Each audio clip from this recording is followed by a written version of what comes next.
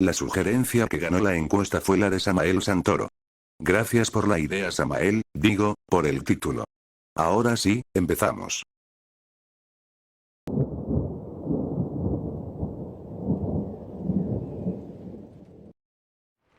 Mi amigo Caleb no estaba muy motivado en la escuela secundaria. Sacaba peores notas que cualquiera de nuestros otros amigos. Yo pasaba todo el día estresada por una tarea que debía entregar en la siguiente clase, mientras que Caleb simplemente no entregaba nada. Logró pasar, claro, con un promedio ponderado de notas de apenas 2 puntos y algo, pero todos bromeábamos diciendo que solo aprobaba porque los maestros no querían que repitiera sus clases. No es que fuera grosero ni nada por el estilo, simplemente era totalmente apático. Tuve precálculo con él en el último año, y una vez nuestra profesora le llamó la atención en clase por estar con el teléfono. Él la miró a los ojos y le dijo: "Puedes quitarme el teléfono, pero nunca me harás interesarme en matemáticas". Ni siquiera lo castigó. ¿Qué caso tenía? Por eso nos sorprendió tanto cuando Caleb anunció sus planes de ir a la universidad. Darren literalmente se rió en voz alta, pensando que era una broma, y luego todo se puso incómodo cuando Caleb nos dijo que hablaba en serio. Iría a una universidad comunitaria en una ciudad cercana. Iba a estudiar escritura creativa. Eso no nos sorprendió tanto. A Caleb siempre le había gustado escribir, cuando le daba la gana. Sabía contar buenas historias. Nos había asustado varias veces alrededor de la fogata, acampando en el bosque nacional detrás de la casa de Mike. Tenía talento, pero no era constante. Se le ocurría una idea, se encerraba en su casa todo el fin de semana y salía con un borrador, increíblemente enrevesado, de una novela. Pero luego no escribía nada durante 4 meses. De todos modos, todos nos alegramos por él. Los demás chicos y yo ya estábamos comprometidos con universidades fuera del estado, y fue un alivio saber que él también estaría en la universidad, igual que nosotros. No lo decíamos, pero todos estábamos preocupados de que Caleb terminara siendo ese tipo que vive con sus padres hasta los 40. Era bueno verlo mostrar algo de iniciativa. Esa noche fumamos un montón para celebrar, pasamos todo el verano haciendo lo de siempre, ser malos con el skate, fumar, acampar en casa de Mike, romper cosas de vidrio con un bate, y en agosto, todos seguimos caminos separados. Mike y Jude se fueron primero, el mismo fin de semana, a sus respectivas universidades. Fue un golpe duro para el grupo. Caleb, Darren y yo hicimos algunas videollamadas cuando ya se habían instalado y nos mostraron sus dormitorios. Todos hablamos sobre cuánto nos extrañábamos, lo raro que era estar al otro lado del país. Darren se fue un par de semanas después, y entonces solo quedamos Caleb y yo, ya que él rentaba un lugar en nuestra ciudad y se trasladaba a la escuela, y mi universidad empezaba un poco más tarde en el otoño. No me había dado cuenta antes de que Caleb y yo nunca habíamos pasado tiempo solos. Había veces en que me llevaba a algún lugar y estábamos solos en su coche por 10 minutos, o momentos en que solo estábamos con otra persona y esa persona se iba al baño, pero nunca habíamos pasado tiempo juntos intencionalmente, solo los dos. No es que no me cayera bien Caleb, o que no fuera cercano a él. Simplemente no era tan cercano como con los otros chicos. Y las conversaciones con él podían volverse incómodas rápidamente.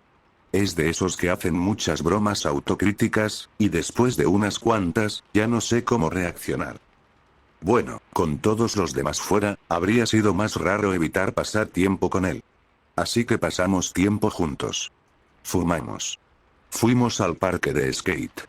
En realidad, no fue tan malo, considerando todo. Lo único que lo hacía diferente era tener toda la atención de Caleb durante 2 o 3 horas. Me hacía muchas preguntas sobre mí. No era tan raro. Honestamente, eran cosas que probablemente ya debería haber sabido. ¿Tenía hermanos? ¿Qué me gustaba comer? ¿Qué hacía aparte de patinar y fumar? ¿Cuál era mi programa de televisión favorito? Con el tiempo, comencé a sospechar que tal vez estaba coqueteando conmigo. Soy la única chica en el grupo de amigos, y no es gran cosa, pero ya habían pasado cosas antes. Jude y yo nos besamos una vez en el baño de una fiesta, y acordamos no hablar de eso nunca más. Darren me pidió ser su pareja para el baile de fin de curso en el penúltimo año, lo cual rechacé amablemente, y ahora nos reímos de eso. Pero Caleb nunca intentó nada ni llevó la conversación a un lugar incómodo. Simplemente tenía curiosidad genuina por conocerme mejor. El día antes de que tomara mi vuelo, cuando me dejó en mi casa y nos estábamos despidiendo, nos dimos un abrazo breve, algo bastante común para mí y los chicos, y luego se echó para atrás y me miró fijamente.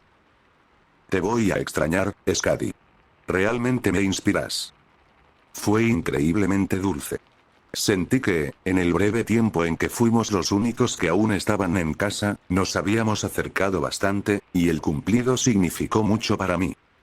Así que no me sorprendió tanto que, un mes después de empezar mi primer año de universidad, Caleb me enviara por correo electrónico algo de su trabajo. Decía: Scotty. Siento no haber mandado muchos mensajes. Espero que la universidad vaya genial. Sé que un email es un poco raro y formal, pero quería mostrarte en lo que he estado trabajando. Creo que es lo mejor que he escrito, y realmente quería tu opinión. Está adjunto. Gracias, Caleb. Y efectivamente, venía con un archivo de Word que descargué y abrí. Tenía 10 páginas. Esperé una noche tranquila para poder prestarle toda mi atención, y me sumergí en él. Se trataba de un chico llamado Murmur. El comienzo era bastante estándar. Nuestro protagonista se despertaba, todavía un poco colocado por el porro que había fumado la noche anterior, y contemplaba la idea de ir a trabajar. Mira al techo, pensando en su trabajo aburrido y sin sentido, en el que no tiene amigos y en el que nunca progresará. Decide que no va a ir, y tal vez nadie lo notaría. En este punto, pensé que la historia iba a ser una reflexión sobre el capitalismo y la cultura laboral. Me impresionó el análisis de Caleb sobre la monótona futilidad de trabajar en un empleo sin pasión, porque estoy bastante segura de que él nunca ha trabajado un solo día en su vida. Murmur decide que trabajar hasta morir no es la vida que quiere, y que preferiría estar en la miseria que seguir estando insensible y estancado. Decide que, a partir de ahora, solo invertirá en experiencias reales, en cosas que le hagan sentir algo. Apaga su teléfono, lo deja en la mesa de noche y sale de la casa con solo sus llaves. Está lloviendo. No le importa. Se da cuenta de que nunca ha caminado bajo una tormenta. Esto es exactamente lo que quería, exactamente de lo que hablaba. Sentir cosas que le han sido negadas por las convenciones sociales. ¿Qué tiene de malo mojarse en una tormenta? Estaba emocionado por ello. Llega a su coche, se sube y conduce durante 3 horas. Nunca ha salido del estado en el que nació. Conduce hasta llegar a la frontera. Lleva las ventanas bajadas todo el tiempo, nunca las baja porque no quiere molestar a los demás con su música, pero ¿qué más da, verdad? Está en este viaje para sentirlo real. Mantiene las ventanas abajo y pone su música a todo volumen. Suceden muchas más cosas. En este punto llevaba alrededor de 4 páginas. Compra fuegos artificiales porque nunca los ha encendido él mismo y quiere probarlo. Golpea el concreto, solo para ver cómo se siente. Se da cuenta de que tiene cosas del trabajo en el maletero del coche, así que las amontona y las destroza con un hacha, porque aparentemente lleva un hacha en su coche. De hecho, recordé que una vez Caleb me dijo, después de que robaron su coche, mientras estábamos en un sendero fumando, que deseaba tener un arma en el coche, algo para asustar a la gente o realmente hacerles daño si estaba en peligro. Finalmente, cae la noche, y Murmur encuentra el club más cercano. Nunca ha ido de fiesta. Se toma 6 chupitos en media hora y luego sale a la pista de baile. Se pierde completamente en ello. Tiene revelaciones impactantes sobre cuánto placer se ha negado a sí mismo en la vida bajo la apariencia de respetabilidad. Murmur siente que ha estado viviendo una vida a medias. No quiere volver a apenas sobrevivir ahora que sabe que puede sentirse así. Una chica guapa se acerca a él, y empiezan a bailar. Ella obviamente también está muy borracha. Es rubia, baja, lleva un vestido ajustado y parece acercarse cada vez más a él con cada canción. Terminan en una esquina besándose. Murmur jura que es el primer beso verdaderamente apasionado de su vida. Ahora estoy en la página 6 de 10, y estoy realmente confundida sobre hacia dónde va Caleb con esto. Entendí el punto que estaba haciendo sobre rechazar la vida que te han dicho que debes vivir, pero el punto ya estaba suficientemente claro. No sabía qué iba a hacer durante 4 páginas más. Eva, la chica, le pide a Murmur que la siga, y se deslizan hacia un callejón detrás del club. Está completamente desierto.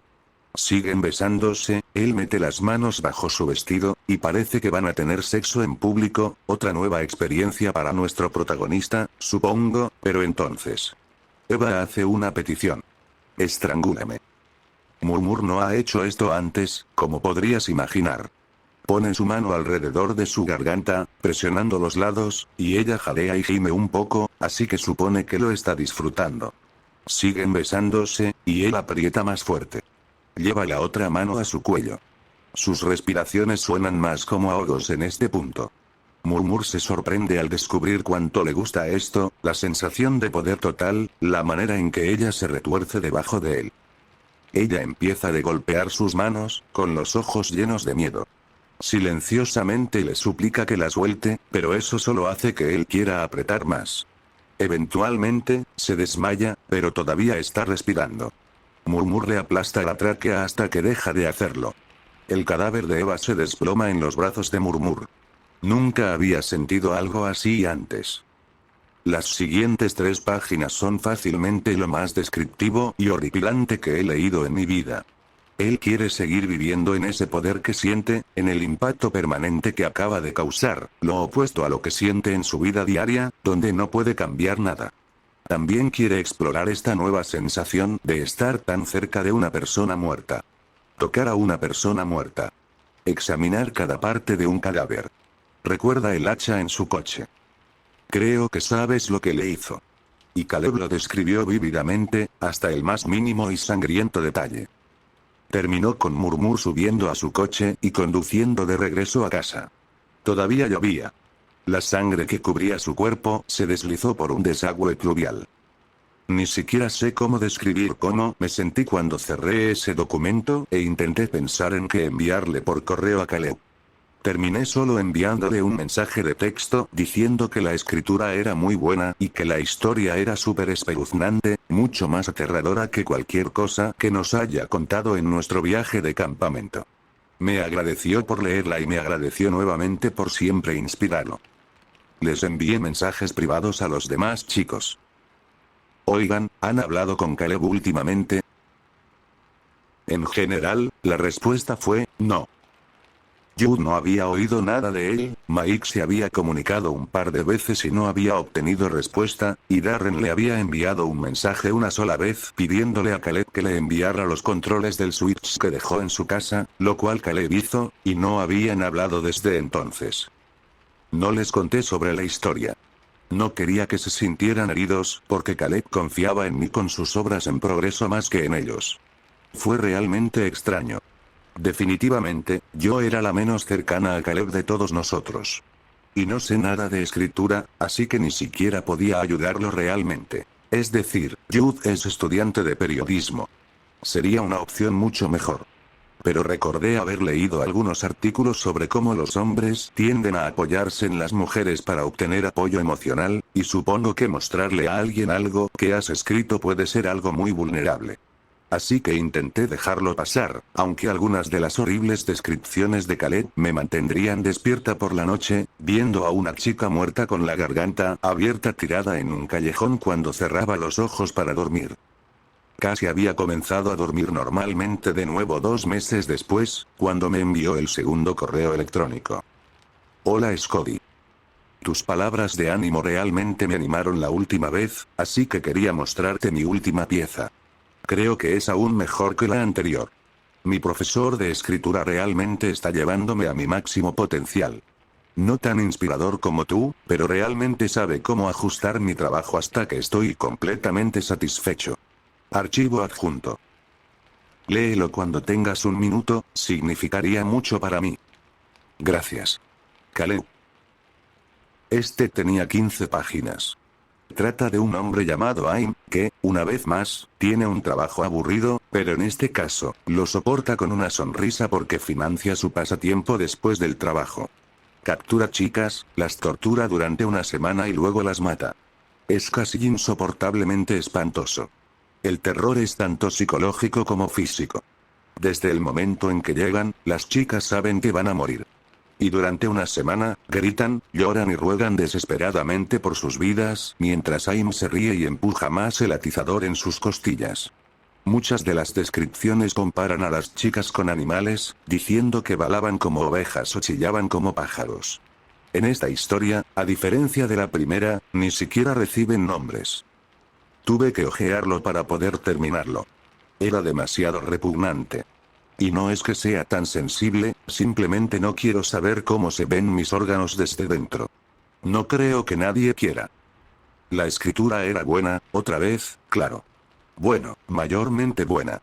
El comienzo, las 2 o 3 páginas que describían el trabajo de Aim antes del giro de su hábito asesino, eran en realidad bastante aburridas y descuidadas. Incluso encontré un error tipográfico. Se sentía apresurado. Le envié un mensaje a Caleb, diciéndole que la escritura era buena, pero expresando un poco de preocupación. Le dije que no estaba segura de ser la mejor persona para leer estas cosas, diciendo lo que había dejado sin decir la última vez. Le recordé que Jude, otro escritor, probablemente tendría mucho más que aportar que yo. También mencioné de manera casual que debería intentar escribir algo menos espeluznante, como si lo convirtiera en una broma. Él respondió de manera similar, diciéndome que Jude era genial, pero no el mismo tipo de escritor. Él prefería mi opinión.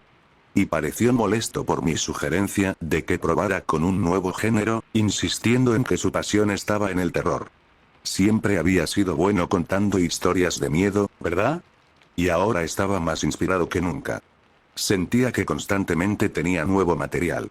Aún así, me agradeció por mi aporte y dijo que estaba emocionado por verme en las vacaciones de invierno. Y eso fue todo. Terror, era una palabra demasiado vaga para lo que había leído.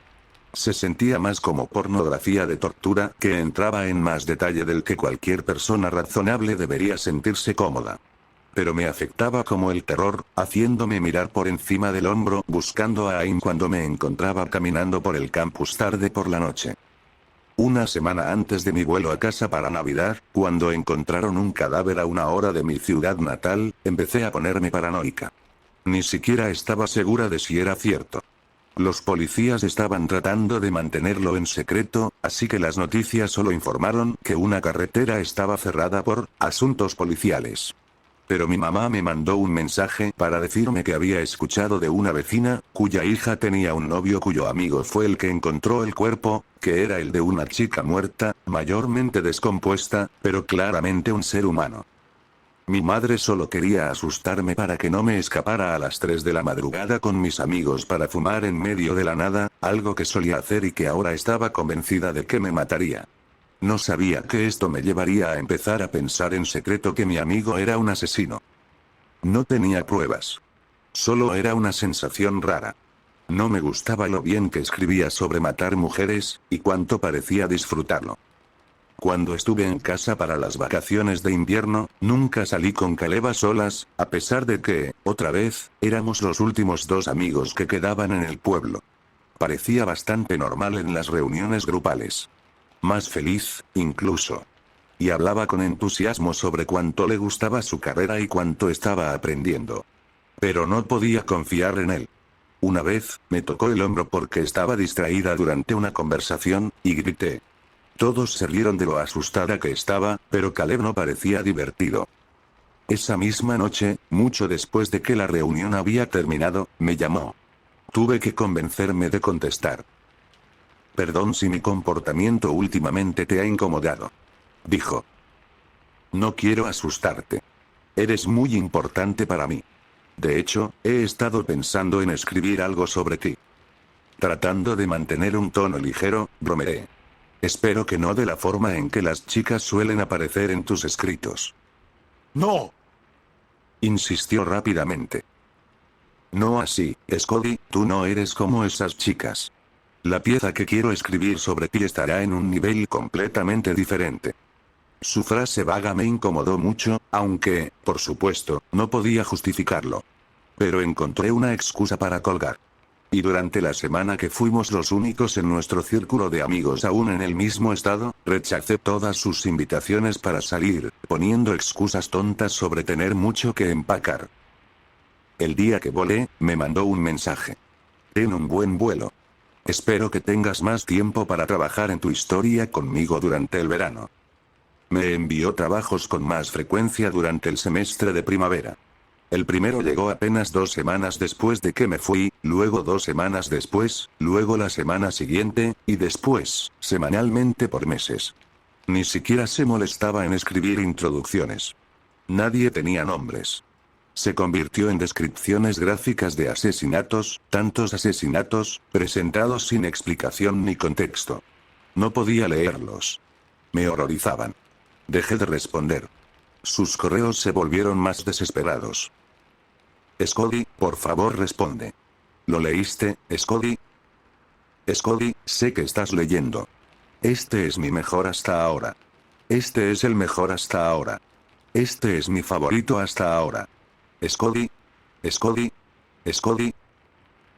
Finalmente les conté a los otros chicos, pero Caleb no les respondía. Les mostré parte de su trabajo. Parecían más asustados que yo. Caleb empezó a mandarme mensajes. A llamarme a cualquier hora de la noche. Tuve que bloquear su número, y luego otros 3 números de los que me llamaba y que no tenía guardados en mi teléfono. Finalmente, los chicos y yo pensamos en una solución. Acusé a Caleb de acoso. Fue complicado, porque vivíamos en diferentes estados, y nada era físico, pero finalmente, el departamento del alguacil de mi ciudad natal me informó que la semana siguiente le entregarían a Caleb una orden de restricción en mi nombre. Si continuaba contactándome después de eso, podría ir a la cárcel. Me sentí muy culpable por ello. Estaba siendo un acosador, y yo estaba sufriendo un daño psicológico grave por su presencia en mi vida, pero nunca había sido nada más que agradable conmigo en persona. Sentía que estaba arruinando mi grupo de amigos. Caleb ahora sería una ausencia incómoda en nuestras sesiones de fumar. Él no podría ir al parque de patinaje si estábamos allí. Los otros chicos repetían que me apoyaban al 100%, pero no podía evitar sentirme rara por todo. Cuando la policía fue a la casa de Caleb para entregarle la orden de restricción, no abrió la puerta. Y escucharon algo adentro. Motivo probable. Rompieron la puerta. La chica sobrevivió. La que tenía encadenada a su pared cuando allanaron el lugar. Había sido secuestrada a 5 estados de distancia. Supongo que estaba diversificando sus víctimas para evitar ser detectado. En el sótano, encontraron ADN de 15 chicas diferentes. Una de ellas, como era de esperar, era la chica que encontraron junto a la carretera en diciembre. Pusieron identificar a algunas más utilizando los números misteriosos de teléfono desde los cuales Caleb me había llamado después de que bloqueé su celular.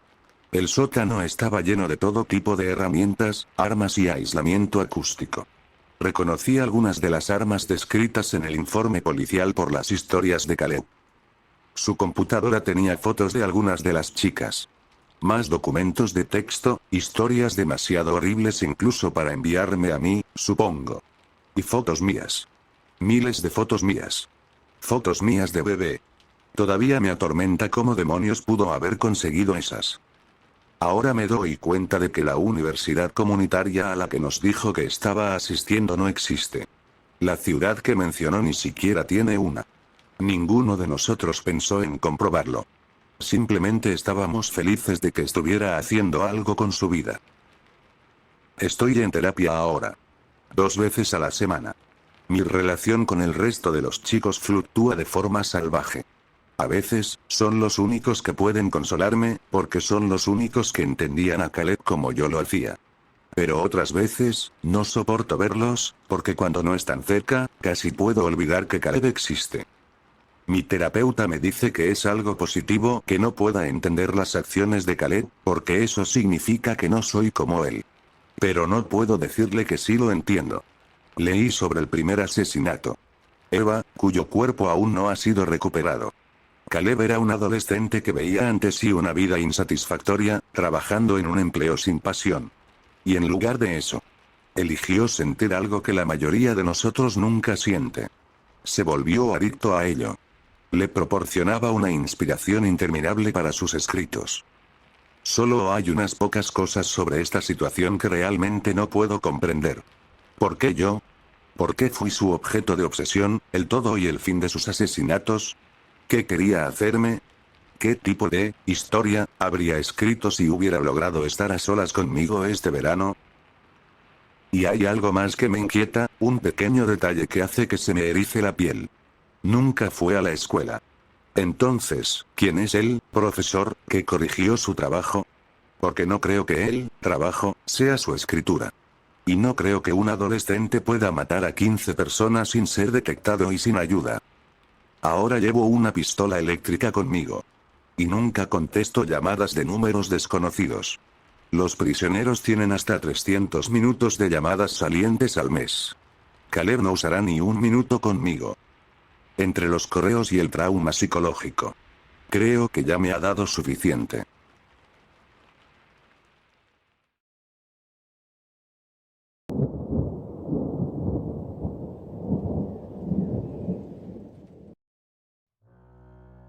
Me senté en el borde del escalón que llevaba a la puerta lateral de mi casa, a la izquierda.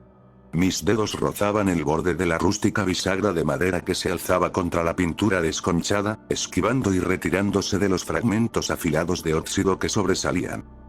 Una brisa fresca golpeó un lado de mi cuerpo, mientras mi piel se erizaba y volvía a relajarse en respuesta al calor que emanaba de la casa, que me sostenía por la espalda. Mi mirada se detuvo en el sol, que lentamente desaparecía tras la línea de árboles, descansando. Los árboles se mecían como olas verdes contra el viento, y el campo marrón que se extendía frente a ellos, entre la casa y el bosque, también se movía en armonía. La línea de árboles terminaba abruptamente, agrupándose en un borde recto que se alejaba de donde yo estaba. No había otros árboles en el campo, salvo uno que se alzaba incómodamente cerca de la casa, a solo unos metros de donde yo me encontraba. Ese árbol siempre me llenaba de una sensación desconocida de temor. La madera astillada que sobresalía del tronco como sierras dirigidas hacia el cielo, capaces de desgarrar a un hombre si cayera desde allí, me recordaba cómo lo hizo. A los 9 años, mi hermano gemelo, el segundo de los trillizos, cayó desde la cima del árbol. Se desgarró el hombro, la pierna, el brazo y casi se rompió el cuello. Recuerdo ver a mi madre cargar su cuerpo frío y llevarlo de vuelta a la casa. Recuerdo con claridad el estruendoso golpe de su cuerpo al chocar contra la hierba y la tierra. No oí un grito, no lo vi caer contra los bordes afilados, pero, por Dios, oí a mi madre gritar. La escuché gritar por su vida y me pidió a gritos que no mirara. Solo alcancé a ver un destello de mi madre, con su vestido rosa ondeante, mientras sus piernas se esforzaban por ir lo más rápido que podían para meter a mi hermano en la casa. Fue hace 17 años, a finales de 1999, cuando mi hermano falleció 2 minutos después de haber entrado en la casa. Mi madre, sola en el campo, quemó el colchón mientras yo miraba desde el coche de mi tía. La mujer nos había puesto a mí y a mi otro hermano en el asiento trasero, y recuerdo claramente cómo mi madre se derrumbó al lanzar la cerilla sobre el colchón. Mi tía suspiró, tomó nuestras cabezas y nos hizo mirar hacia otro lado, lejos de la ventana trasera. Respiraba con fuerza mientras sus suaves manos cubrían mis ojos y bajaba mi cabeza. Yo miraba mis pies desnudos, llenos de tierra, mientras luchaba por no llorar.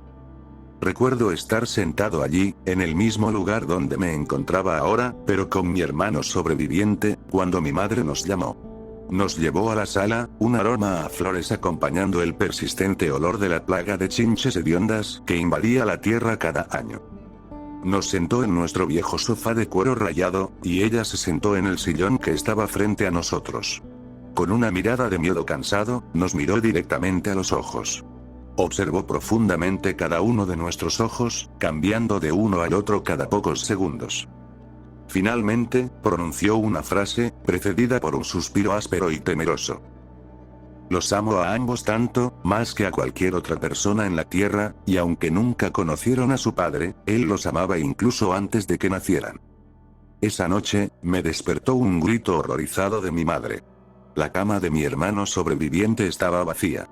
Una ola repentina de terror recorrió mi columna vertebral y se apoderó de cada fibra de mi cuerpo. De alguna manera, sabía que no volvería a ver a mi hermano. Salí corriendo de la casa y me encontré con la imagen de mi madre arrodillada junto a la línea de árboles. Estaba mirando hacia la cima del árbol, sus manos aferradas a una rama. Intentaba desesperadamente trepar, pero sus piernas cedían una y otra vez. Miré hacia la cima del árbol y solo pude ver la silueta de mi hermano, atado en la punta más alta, luchando contra la cuerda, antes de que el fuego envolviera el árbol. El árbol se quemó solo, sin que los demás árboles cercanos se tocaran, a pesar de que algunas ramas ardientes cayeron e incluso se entrelazaron con los árboles alrededor. Los policías que me llevaron, una vez más, a la casa de mi tía, hablaban entre ellos, comentando que no entendían cómo era posible que solo un árbol se hubiera quemado. Desde entonces, todo estuvo bien. Con el tiempo, mi madre aceptó lo que había sucedido y se reconcilió con la vida. Recibí mucho más amor, abrazos y buen trato de su parte, y tras años de desconfianza mal colocada, volví a confiar en ella. Cuando cumplí 18 años, me fui. Solo ahora, esperando en el escalón de la casa a que mi madre abriera la puerta después de haberme llamado para que viniera a hablar, recordé cosas que había olvidado sobre las muertes. Primero, que mi primer hermano, extrañamente, no estaba trepando el árbol. Estaba lanzando una pelota hacia arriba y hacia abajo junto al árbol. Supongo que la avalancha de emociones y el miedo de no saber lo que había pasado me habían bloqueado o nublado todo el recuerdo. Segundo, que mi madre también había quemado el colchón de mi segundo hermano en el mismo lugar que el primero. Lo había olvidado porque me desperté en medio de la noche por el crepitar del fuego y me volví a dormir casi de inmediato, tal vez pensé que era un sueño. Cuando el sol finalmente desapareció de mi vista y el crepúsculo estaba en su apogeo, me sacudió de mis pensamientos. La puerta se abrió, y mi madre me hizo un gesto para que entrara, con una sonrisa en el rostro. Intenté hablar, pero me hizo callar con un movimiento de su mano. Puso su mano en mi mejilla. Cariño, necesito hablar contigo sobre algo, ahora mismo. Me sorprendió el repentino acercamiento y la sinceridad de sus palabras. ¿Qué pasa, mamá? Le pregunté. ¿Estás bien? Sacudió la cabeza, parpadeando lágrimas que corrían por sus mejillas. ¿Recuerdas a Samuel y a John? ¿Los recuerdas? Preguntó, con la voz temblorosa. Sí, mamá, ¿qué pasa? Le respondí. No murieron por accidente, cariño. Murieron por algo que vive aquí con nosotros, en el campo. Retrocedí alejándome de ella. Mamá, ¿qué te pasa? Sacó su otra mano de detrás de su espalda, revelando un gran revólver. Lo sostenía con los nudillos blancos, su tierna sonrisa se transformaba en una tristeza furiosa. Levantó el arma y me apuntó. Una oleada repentina de adrenalina me hizo reaccionar, golpeé el cañón del arma y el revólver cayó de sus manos. Me abalancé sobre él y lo recogí. Mi madre suspiró y se dejó caer en el sofá. Vacié el revólver y lo arrojé a la chimenea, las cenizas de fuegos pasados se elevaron y danzaron alrededor del arma parcialmente enterrada. Me quedé parado frente a su figura triste y encorvada en el sofá. Mamá, ¿por qué hiciste eso? Le grité. ¿Por qué intentaste dispararme? Ella volvió a suspirar, sonando derrotada y cansada. Cariño, ellos tenían que irse. Hay algo en la tierra aquí que... Su voz se desvaneció. No iba a matarte, solo iba a herirte. Sacudí la cabeza, incrédulo. Mamá, hay algo mal contigo. ¿Necesitas ayuda? Voy a llamar a la policía. Me giré y caminé hacia la cocina para coger un teléfono, pero me detuve al mirar por la ventana. Casi perdí el equilibrio de inmediato y me apoyé en la encimera. ¿Lo ves ahora?, preguntó mi madre. Donde había quemado los colchones, se había abierto un gran agujero. Unas enredaderas rojas comenzaban a trepar por los bordes, temblando y uniéndose mientras convergían hacia el suelo. Mamá, ¿qué es esto?, pregunté, ahora temiendo por mi vida. Cariño, dijo mi madre. Necesita algo, ahora. Necesita permiso para acercarse a la casa y llevarse a alguien. Mis ojos se abrieron de par en par. Me acerqué a mi madre, mirándola a los ojos. Sus ojos, surcados de azul y verde, me miraban profundamente, como lo habían hecho todos esos años atrás. Le tomé la mano, sintiendo su suave piel contra la mía. Te quiero, mamá, le dije. Ella asintió. Algo me golpeó de repente, haciéndome caer contra la encimera. La puerta se abrió de golpe, violentamente, la madera y las bisagras se astillaron y rompieron. Cuando recuperé el sentido, mi madre ya no estaba. El agujero ya no estaba y las enredaderas ya no estaban. Todo había vuelto a la normalidad. Por fin supe lo que había pasado y por fin supe por qué mi madre nos había llamado aquel día.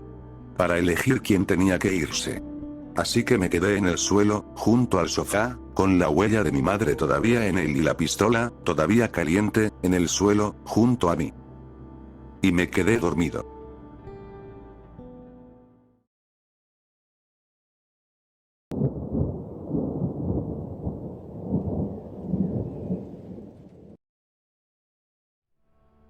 Mi teléfono vibró de nuevo en mi bolsillo.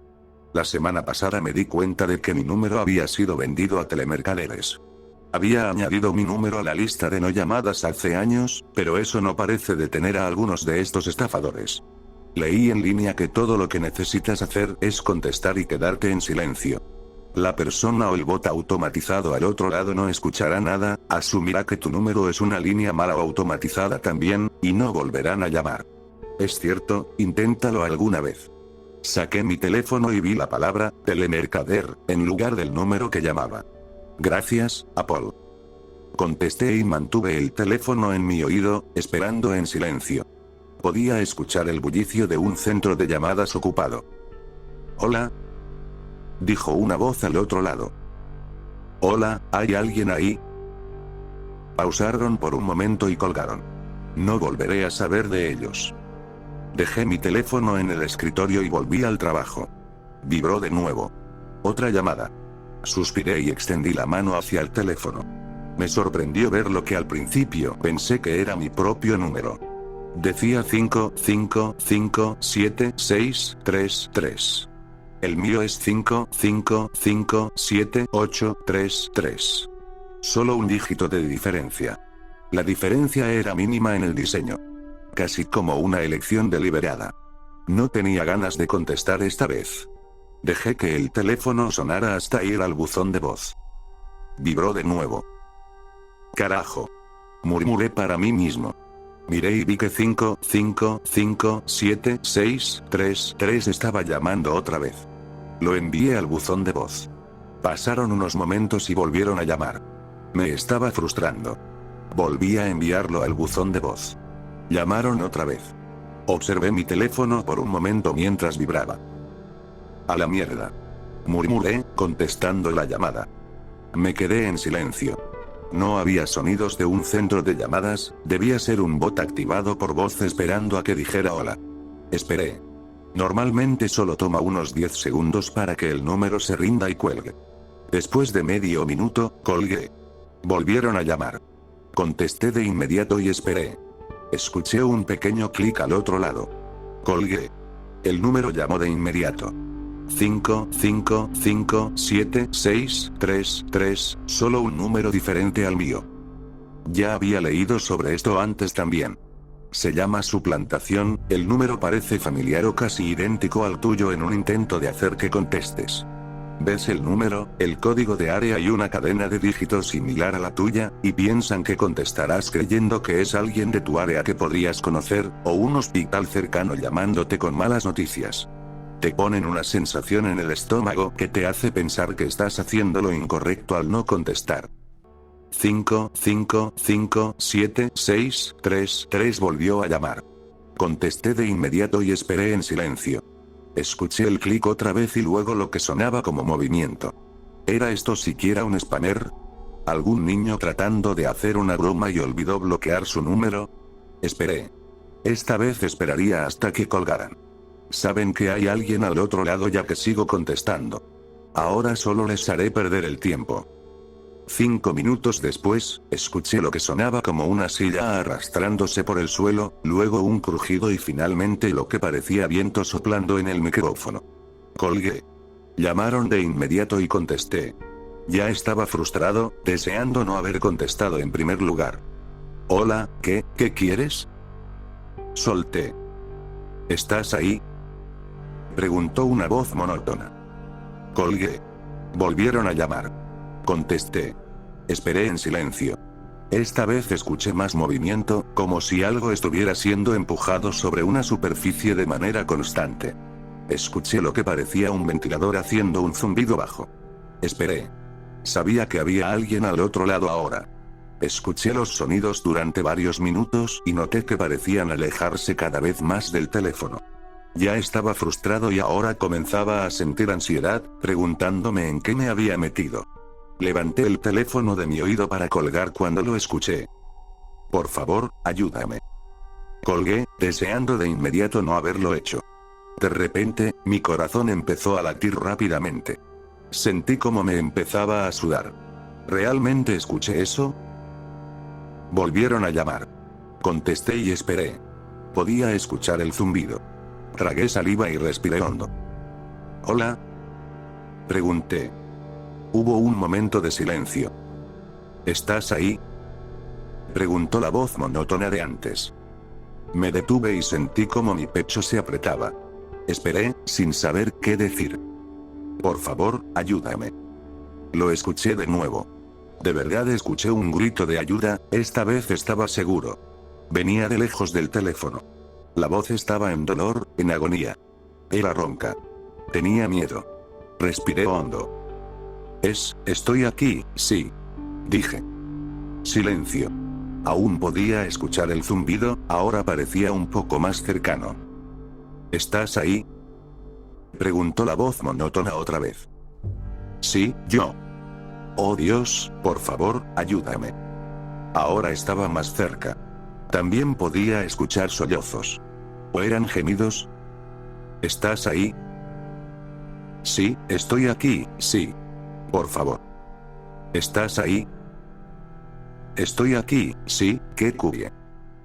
Deténtelo, por favor, détenlo. ¿Estás ahí? Preguntó de nuevo la voz monótona. Sentí un nudo en la garganta. Tenía lágrimas en los ojos. ¿Quién era? ¿Qué estaba pasando? ¿Estás ahí? Sí, sí. Sí, estoy aquí, sí. ¿Quién eres? ¿Qué está pasando? Por favor, ayúdame, alguien, por favor, ayúdame. ¿Estás ahí? Yo, estoy colgando. Voy a llamar a la policía. Balbuceé. ¿Estás ahí? Preguntó la voz. Voy a llamar a la PNO. Ayúdame, alguien, por favor. ¿Estás ahí? Preguntó la voz. Voy a colgar. Voy a llamar a la policía. Por favor, para. Sollocé. Ayuda, alguien, por favor, me van a matar. ¿Estás ahí? Voy a colgar.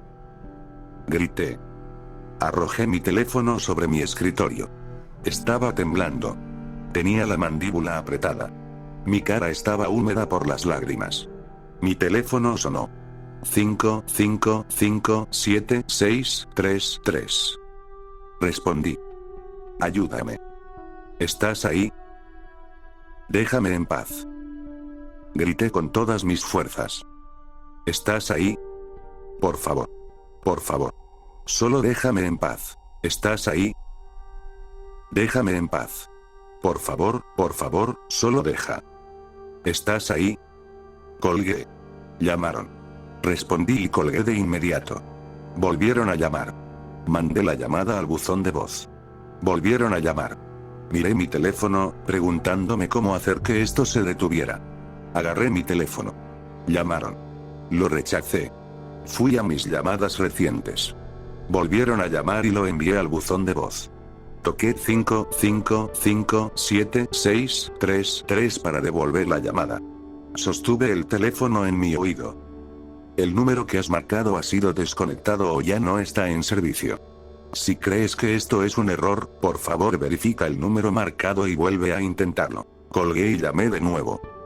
El número que has. Colgué, dejé mi teléfono a un lado y esperé. No hubo llamada. Miré mi teléfono durante mucho tiempo. No sonó de nuevo. 45 minutos después, sentí que podía volver a respirar. Me levanté de mi escritorio y caminé hacia mi dormitorio para cambiarme. Había sudado a través de lo que llevaba puesto. Me enjuagué la cara en el lavabo del baño y arreglé mi cabello. Me miré en el espejo y pensé en lo que había sucedido. Decidí que realmente iba a llamar a la policía y reportar el número.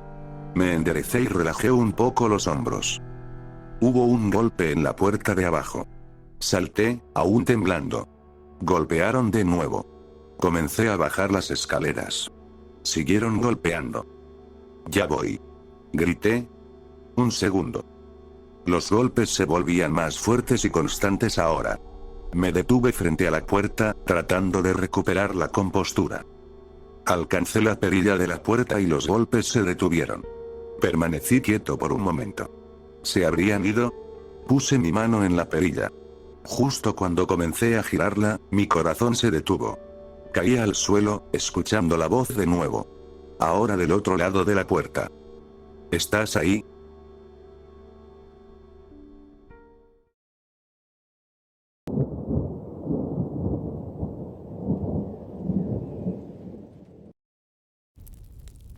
Comenzó con mal aliento. Ese fue el primer signo real de que algo andaba mal. Tu aliento es el tipo de cosa que todos notan antes que tú, así que me llevó un tiempo darme cuenta.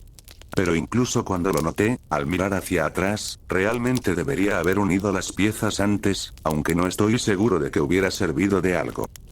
Mis compañeros de trabajo se mantenían más alejados de mí de lo habitual cuando hablaba, y de alguna manera nunca noté la sutil expresión de disgusto en sus rostros cuando respiraba. Me tomó que una compañera de trabajo, Carmen, me lo señalara para darme cuenta. Dijo que no quería avergonzarme, pero que era realmente malo. Me ofreció un chicle, que acepté, y me aseguró que solo me lo decía porque pensaba que quería saberlo. Eso parecía lo suficientemente cierto, pero pude ver en su cara que estaba genuinamente asqueada. Trabajo en un vivero de plantas. Paso gran parte de mi día en la tierra, cavando, podando, trasplantando, regando, lo que sea. Es un trabajo duro. No me malinterpretes, me gustan las plantas y todo, aunque puede ser un trabajo bastante laborioso. Siempre me ha gustado trabajar con las manos, y con la jardinería realmente ves los resultados de tu trabajo. En general, las plantas dan lo que tú les das. Si cuidas las plantas, crecen. Simple. Siempre me ha parecido extraño cuánto trabajo requieren las plantas. Quiero decir, no es como si en la naturaleza tuvieran jardineros. Claro, las estamos cultivando en un entorno completamente diferente, por lo que hay que hacer ajustes para que prosperen. Aún así, me parece irónico que pongamos tanto esfuerzo en hacer crecer estas plantas, y arrancamos las malas hierbas, las plantas que realmente pueden prosperar sin nuestra ayuda. En fin, no puedo continuar hablando de mi situación sin mencionar a Julián. Él es la razón por la cual debería haber notado antes que algo estaba mal. Julián trabajaba en el vivero conmigo. Parecía bastante joven, pero nunca supe su edad exacta. Era el tipo callado, y aunque estábamos juntos a menudo, rara vez hablábamos, lo cual me parecía bien. Intento no juzgar a las personas demasiado rápido, pero debo admitir que siempre fue un poco raro. No daba miedo, solo que no era muy hábil socialmente. Sin embargo, conocía bien las plantas. Era lo único de lo que hablaba. Julián tuvo un accidente de coche, lo supimos porque no apareció en el trabajo al día siguiente. Todos expresamos nuestra preocupación, pero como ninguno de nosotros lo conocía muy bien, la preocupación fue, admito, bastante formal. Le pedí a Carmen que me ayudara a arrancar las malas hierbas, y seguimos adelante sin problemas. No estaba seguro de qué tan grave había sido el accidente, pero nuestro jefe lo llamó fuerte, lo que sea que eso signifique. Con eso en mente, me sorprendió bastante cuando Julián apareció al día siguiente, sin un rasguño. Rompí el silencio entre nosotros para preguntarle si estaba bien. Estaba tratando de ser amable, claro, quiero decir, si yo hubiera estado en un accidente de coche, me hubiera gustado que alguien al menos preguntara, pero sobre todo tenía curiosidad. Si había sido tan fuerte, ¿qué estaba haciendo aquí tan pronto, completamente ileso? Fue entonces cuando Julián comenzó a actuar extraño, muy extraño, no solo el tipo socialmente torpe que había sido antes. Cuando le pregunté cómo estaba, dijo con la mayor sinceridad que jamás le había escuchado que debería estar muerto. No estaba seguro de cómo responder a esto, así que simplemente le dije que me alegraba de que estuviera bien, y que era bueno tenerlo de vuelta. Me miró a los ojos y repitió. Debería estar muerto. Estoy aquí, caminando como si nada, pero debería estar muerto. Me sentí mal por él. Quiero decir, obviamente estaba bastante conmocionado, y me pregunté si debería estar de vuelta en el trabajo. Pero al mismo tiempo, algo en la forma en que lo dijo. Debería estar muerto, me resultaba un poco inquietante, y me alegré de terminar la conversación. Las cosas solo empeoraron a partir de ahí. El mal aliento fue lo siguiente. Cada vez que siquiera respiraba en mi dirección, era como si alguien hubiera dejado un trozo de carne al sol. Estaba agradecido de que no hablara mucho, ya que tener ese horrible hedor en mi cara mientras hablaba habría sido demasiado. Intenté evitar hablar con él, así que no escuché mucho más de él, excepto ese definitivo, debería estar muerto. Habló con algunos de los otros, algo sobre las plantas y el ciclo de la vida y la muerte. Escuché todo esto de segunda mano, pero sé que incomodaba bastante a la gente. Así que no me entristeció verlo irse. Un día, solo un par de semanas después del accidente, dejó de venir al trabajo por completo. Supuse que había renunciado o lo habían despedido, lo cual probablemente fue lo mejor. Realmente estaba empezando a incomodar a la gente, y tuve la sensación de que el accidente lo había afectado más de lo que él sabía. Debería haber hecho la conexión cuando mi aliento comenzó a oler. Como dije antes, me llevó un tiempo darme cuenta, y aún más tiempo recordar la similitud con Julián. Pero no pasó mucho después de que Carmen me dijo cuán asqueada estaba la gente, que comencé a olerlo yo mismo. Era abrumador, me seguía a todas partes y parecía no tener explicación. Usé enjuague bucal, caramelos de menta, cualquier cosa que se me ocurriera, pero solo empeoraba. Ni siquiera era como el mal aliento normal. Olía a muerte. Pensé que tal vez era mi dieta, pero resulta que no necesitaría preocuparme por eso mucho más tiempo. Pronto, perdí el apetito por completo. Tenía esta sensación constante de asco en el estómago, y solo pensar en comida me hacía querer vomitar. Decidí tomarme un día de enfermedad. Esa horrible sensación dentro de mí era demasiado distractora, y esperaba que simplemente desaparecería con algo de descanso. No desapareció. Me quedé en casa, sin comer durante días. Cada vez que me decía a mí mismo que tenía que comer para mantenerme fuerte, simplemente no podía hacerlo. Nunca dejé de beber agua, eso sí. De hecho, tenía más sed de lo que había tenido antes, y pasaba botella tras botella, pero nunca me sentía satisfecho. Supuse que tenía algún tipo de gripe estomacal, así que me tomó por sorpresa cuando comenzó la tos. Era como una picazón en los pulmones, como si algo vil se hubiera alojado en mi pecho, y cada respiración que tomaba lo estiraba, lo tiraba y lo irritaba. Desarrollé una tos profunda y ronca.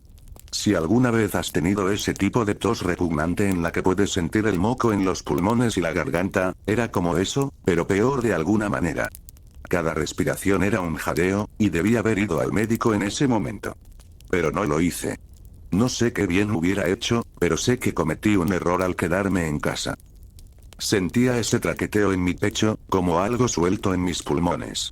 Tosí más fuerte, con la esperanza de poder desalojar lo que fuera, y de alguna manera funcionó. Tosí, y por un momento el traqueteo no era tan malo. Todavía estaba allí, pero mejoró un poco. Tosí de nuevo, y fue entonces cuando sentí algo en mi garganta. Casi me bloqueaba la tráquea, y me senté en la cama y me atraganté. Corrí al baño y me arrodillé junto al inodoro, tosiendo y atragantándome, tratando de sacar esa cosa de mi garganta. Lo sentí, lo que fuera, cerca de la parte posterior de mi boca, y me volvía a atragantar. En ese momento, bloqueaba completamente mi aire, y comencé a entrar en pánico. Traté de aclararme la garganta, y pude sentir la cosa. Por impulso, metí la mano en mi boca e intenté sacar esa cosa de mi garganta. El atragantamiento y la tos enviaban espasmos por todo mi cuerpo, y traté desesperadamente de agarrarlo. Lo sentí en la punta de los dedos, y finalmente lo agarré. Era suave y viscoso, pero sólido. Lo agarré y tiré. Lentamente hizo su camino fuera de mi boca, más y más, continuando desde mi tráquea. Era más largo de lo que pensaba. Lo sentí deslizarse, muy lentamente, por mi garganta y salir de mi boca, hasta que salió por completo. Pude volver a respirar, y casi lloré de alivio. Luego miré hacia abajo. Habría vomitado si mi estómago no hubiera estado vacío. Solo puedo describirlo como un gran trozo de carne podrida, descolorida y recubierta de sangre oscura y coagulada. Desprendía el olor más horrible y rancio que jamás había experimentado. Era ese mismo olor que había estado en mi aliento durante días, pero mucho más fuerte.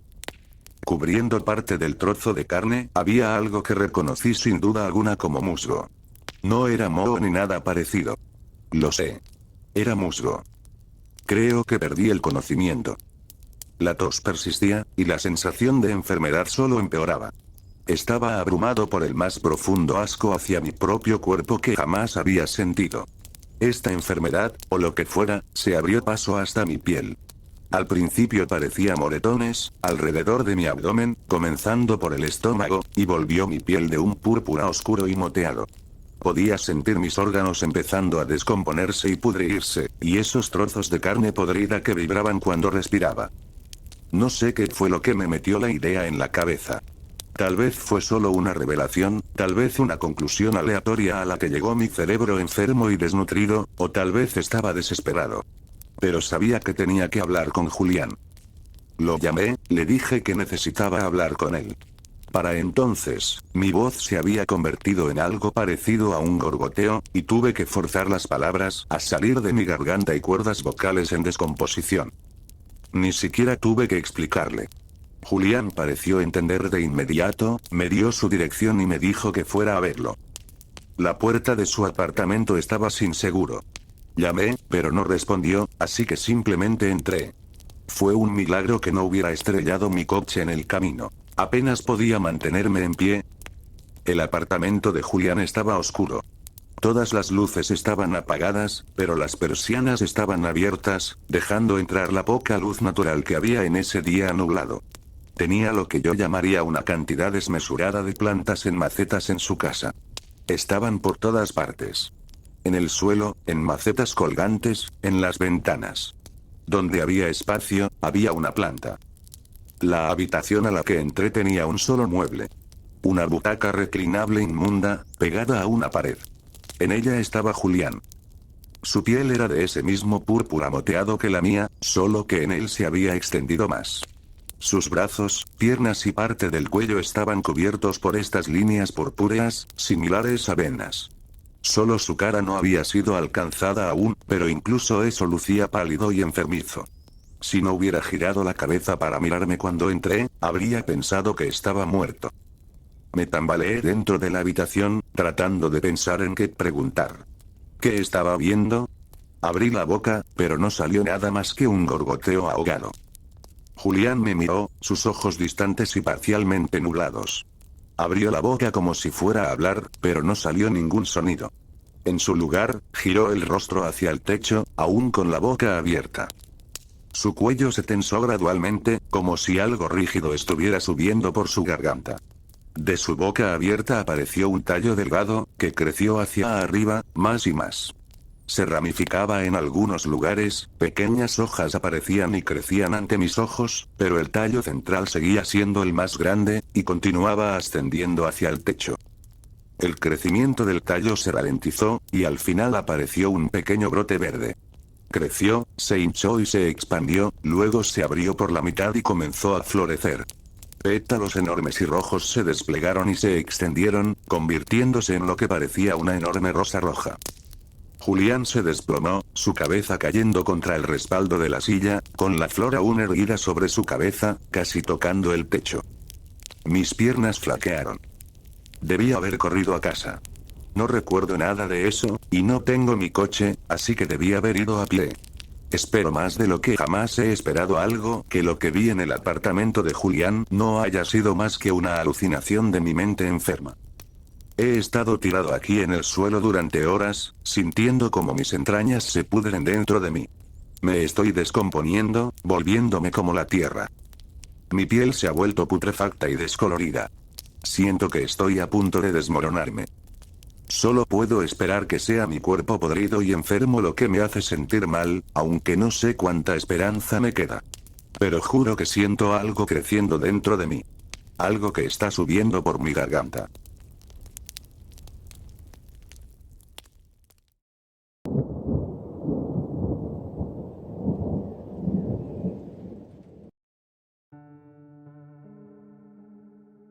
Mami, hay 2. Gritó Bradley, mostrándome tanto su dedo índice como el medio. Muy bien, cariño. Respondí, revolviendo su cabello rubio. Estás aprendiendo tan rápido. Bradley, mi hijo de 2 años, recién está comenzando a aprender los números. Contar con los dedos es ahora su nueva pasión. Cada mañana, antes de llevarlo a la guardería, hacía su mayor esfuerzo por mostrarme su nueva habilidad. Lo despertaba a las 7 en punto todos los días de la semana para vestirlo y prepararlo. Mientras yo le preparaba su almuerzo para la merienda, Bradley salía a jugar al patio. Vivimos en una zona rural de Dakota del Sur, así que nunca me preocupo por el tráfico. No hay. Pensándolo bien, nuestros vecinos más cercanos están a 8 kilómetros, al otro lado del campo de maíz.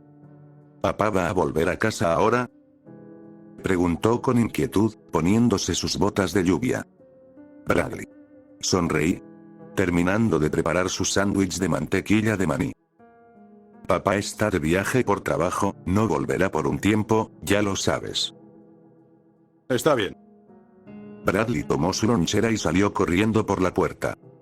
La verdad es que papá no va a volver. No lo he visto en 3 meses y Bradley tampoco. Le digo a mi hijo que está fuera por trabajo porque no puedo decirle la verdad. No quiero que piense que su padre simplemente se fue y nos abandonó. Lo último que necesito es que mi hijo crea eso. Recogí mi abrigo y me dirigí hacia la camioneta. Bradley. Es hora de ir a la guardería. Salió corriendo desde detrás de la casa, tan rápido como pudo, con la mano extendida y el pulgar metido en la palma.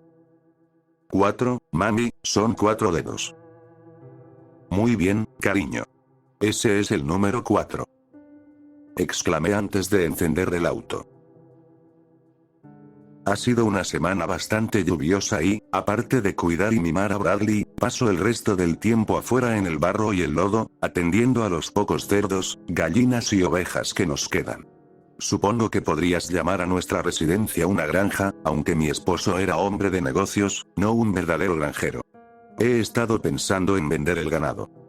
Al día siguiente, mientras alimentaba a los cerdos, Bradley se me acercó después de estar jugando detrás de la casa, levantando la mano y mostrándome todos sus dedos. 5 dedos. Y también hay 5 cerditos, mami. Claro que tienes 5 dedos, cariño. Pero solo hay 4 cerditos, no 5. No me gustaba corregirlo así, ya que siempre estaba tan orgulloso de su conteo.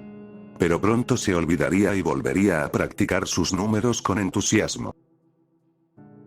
8. Anunció Bradley una mañana al entrar a la casa después de jugar afuera. Como siempre, estaba levantando 8 de sus dedos. 8 dedos, mami, Mira.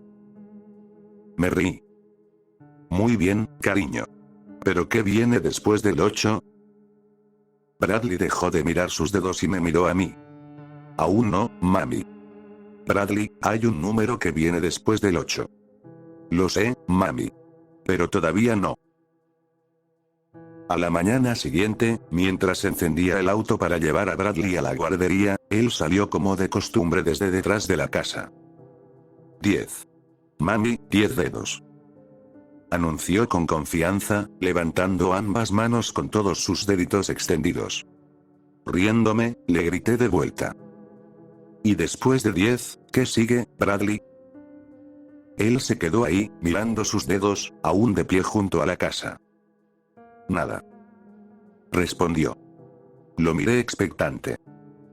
¿Estás seguro, Bradley? Sí. No quedan más dedos después de 10, mami. Bueno, cariño, hay números más altos que 10. Tienes que dejar de contar los dedos en algún momento.